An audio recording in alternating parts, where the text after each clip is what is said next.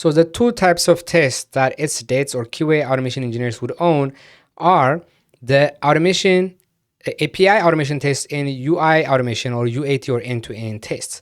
Those are tests owned by SDETs typically, right? You have unit tests and integration tests that are owned by developers, but API automation and UI tests are owned by SDETs.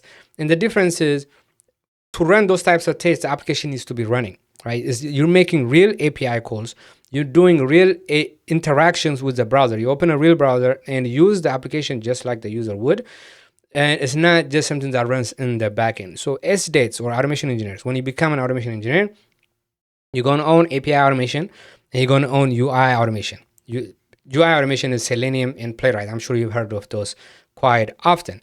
And with unit tests and integration tests, typically developers own them and they don't have the actual application running.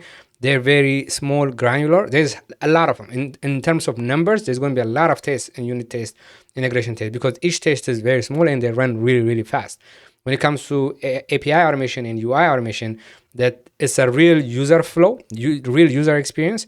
So they tend to run a little slow because they're going through the network, opening a browser and things like that.